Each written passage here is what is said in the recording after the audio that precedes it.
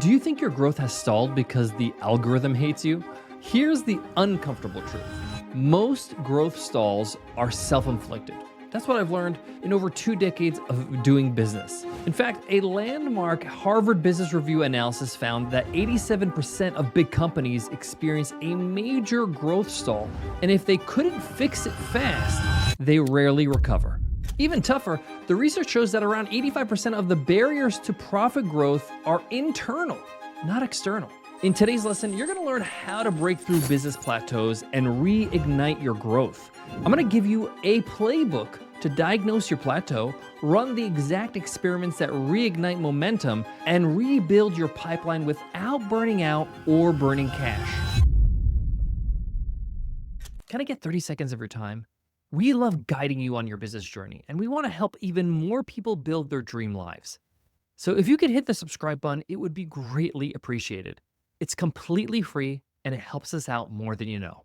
Thanks. First things first, why do plateaus even happen in the first place? It's actually good news. Plateaus sometimes feel personal, but they're often predictable. It's funny because you see it clearly in hindsight. We stop talking to our customers and we start guessing, and that's where the problems start. In the research I mentioned earlier, there's something called a delivery gap that shows that 80% of companies think they deliver a superior experience. Only 8% of customers actually agree. Look at the disparity. Look at that gap. The translation to this is the plateau that you're experiencing is usually caused by a perception gap, that perception being yours. You think things are going better than they actually are. Sometimes we get caught up optimizing every single channel in our business. We do it to death, and we forget to ship new value to customers to show them that we continue to care about them. We cling to yesterday's assumptions about price, about positioning, about ideal customer, and the market moves on, and our perceptions of how our business is doing is way off. The good news is, if the problem is mostly internal, the solution is in your control, way better than blaming the economy or the market. I want to share a quick story. At WebinarNinja, my software company that I grew for 10 years and then we got acquired recently, we sprinted to our first 1,000 paying customers. Then the graph started to flatten and it started to get scary, and my knee-jerk reaction is do more marketing. That was my instinct, do more marketing. And that instinct almost drove us to the ground. What worked actually is that we got on calls, we spoke to customers, we watched users stumble in the onboarding, we had heat maps and graphs and analyzed how people are using our software, using our product, and we added a lot of improvements, including like an in-app walkthrough and wizard to create your webinar in 10 seconds flat. We realized that our trial conversions lifted, our churn dropped, growth returned. It's not magic, it's really about understanding the reality of your customers, is connecting with your customers, finding out where they're getting stuck or what they're not happy with, and fixing that problem. Next, I want to talk about the 5 levers I have found that allows you to break through and break plateaus. The first lever is obsess over retention before acquisition. Let me say that again. You want to obsess, be totally obsessed about retaining customers and keeping them on as long as possible and continuing to have them buy from you before you worry about acquisition. This is especially important if you have any kind of reoccurring billing, any kind of reoccurring subscription or membership, whether it's a software, whether it's a consulting and you're on a retainer, whether it's a course membership or community. You are selling month over month, year after year, and you need to retain these customers to continue to earn from these customers. If revenue is a leaky bucket, more leads just makes a bigger mess. Let me tell you why this unlocks growth. A 5% retention lift, keeping your customers, can boost profits 25 to 95%. That's compounding at its best, right? That's the power of compounding with 0 extra ad spend. So tomorrow, what you can do to start this is schedule a 30-minute customer interview. First thing you want to do is you want to email 12 of your best customers, book 6 calls minimum of 20 minutes each. And you're going to ask your customers, what were they trying to solve when they bought your product? What almost made them not buy? And then ask them what felt clunky after you bought it and what surprised you? What did you enjoy? Get some answers from them. These are golden questions because the answers will tell you where to focus. It'll tell you what to fix. It'll tell you what to continue to double down on. One of the things I have found to be a incredible tool for retention is onboarding. You want to onboard your customers as soon as they buy your product or service so they get the most out of your product. You want to make sure that they get a win as quickly as possible. In order for that to happen, you gotta really embrace brevity. You gotta embrace speed. So if your onboarding email is 1,200 words with 3 philosophy quotes and no CTA button, congrats, you created a novella, right? Not an activation plan. Lever number 2, build a lightweight experiment engine. Experiments are the name of the game in business. You want to take tiny experiments seriously because they're going to allow you to improve incrementally. I have found that plateaus die when experiments start. The team that wins is the one that runs the most tests as quickly as possible. Harvard Business Review has a classic piece on online experiments, and it shows systematically that when there are teams that experiment and do tests across product or pricing, across UX, across offers, it drives outsized growth and they become the market leader. So whatever you do in your business, if you run a YouTube channel, if you run a podcast, if you run a blog, whatever it is, you have to run as many experiments as possible so that you can know what works, what doesn't, and that you can double down on what does. And the reason why you will win is because the others are not doing it. This is what I've learned. If you're like, where do I start? Find 10 small things you can experiment with, whether it's your price, whether it's your landing page, whether it's your homepage on your website, whether it's your onboarding emails. 10 small experiments in 30 days. Small things that you can change, that you can reverse back if it's not working out, and something that you can measure. You can actually get a number and say, okay, it is getting better. No, it's not getting better. Lever number 3, reposition the offer, not just the product. People buy when the promise is specific and the path feels short. Remember, buyers love to buy products that feel effortless to get the result they're looking for. You want to tighten the promise. Get more leads is a good promise, right? Get more leads. Book 2 to 3 qualified calls a week in 21 days. These are clear promises. This is what you're going to get. This is the promise. Bundle for outcomes, package tutorials, templates, live reviews, tools, whatever you can to make sure they have everything they need to get that result. You want to use all those tools, all those resources around your product to ensure they actually get a win so that they say, yes, this is the product I've been looking for. It's not actually the product itself only, but all the things that you include with it. If your sales page reads like a horoscope with vague language like abundance and alignment and plenty of money or whatever it might be, your buyer is still squinting to find the actual outcome. You need to be as specific as possible. You need to be as clear as possible so they can see the picture and understand what they're buying. Lever number 4, restack your channels. Sometimes the message is right, the distribution is tapped out. You want to do a quick audit. Where did your last 50 customers come from? Find out. Speak to them. Look at your Google Analytics. Get some data. Double down on the top 2. So for example, if you found out that out of those 50 customers, the top 2 places they came from or said they heard about you was like Facebook and your email newsletter, then you want to really double down on those 2 and continue to be a beast on Facebook and continue to be really top quality when it comes to email marketing. Now, when you do this audit and you find out, oh, out of the 50 customers, only 1, maybe 2 customers came from X channel, and I'm spending 10 hours a week trying to work on that channel, let's say, for example, it's TikTok, you don't really need to focus on it anymore. You're not actually getting a lot of traction compared to the effort you're putting into it. You can actually take that effort and put it into the things that are actually converting, like email and Facebook in this example. So you want to reallocate your energy and budget to the things that actually work. Don't be afraid to do this. In the software world, this is often called killing your darlings, okay? Where you kill off features in a software that customers are not using. And this bloats the software, makes it more complicated. There's more prone to bugs.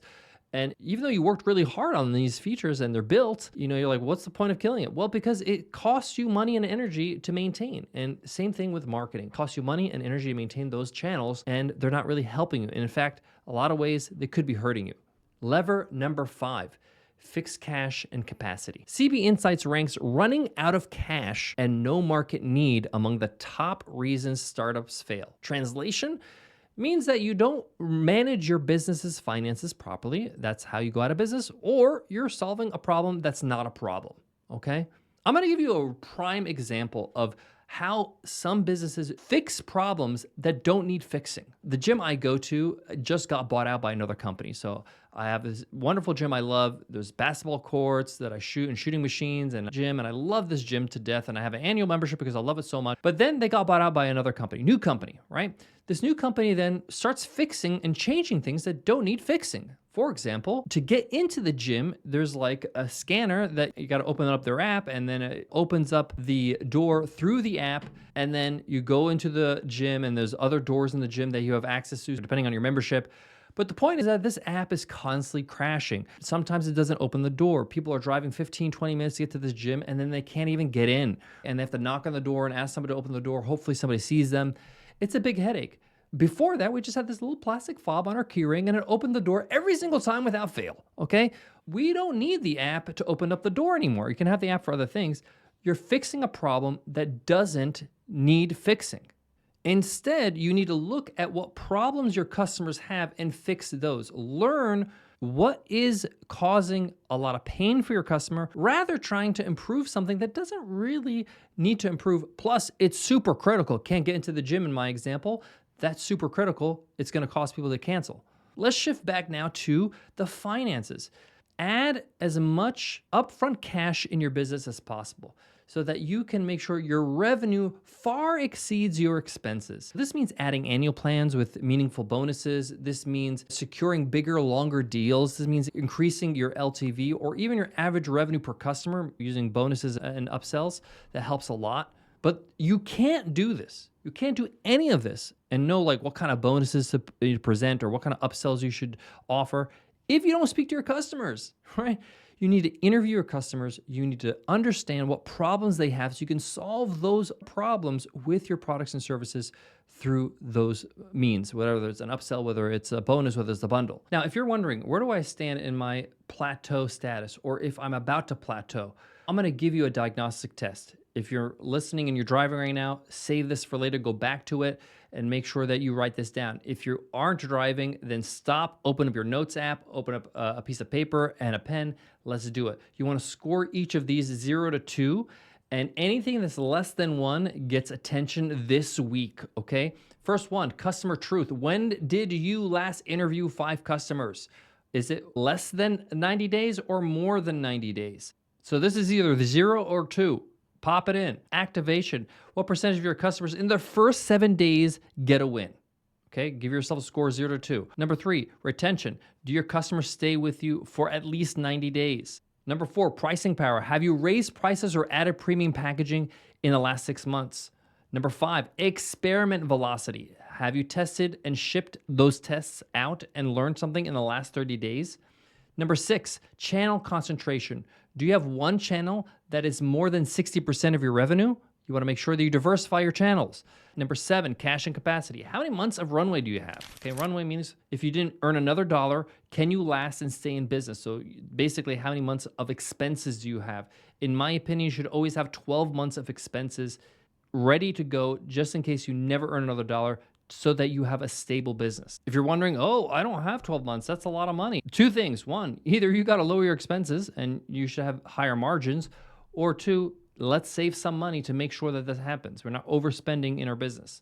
Take a look at all 7, look at your scores, fix the lowest scored items first. That's your bottleneck. Let me share with you a quick story from my days in software, running my software company for 10 years before we got acquired. Those 10 years, basically, I was solving one problem after another, improving, optimizing, doing all the things I mentioned in today's episode, okay?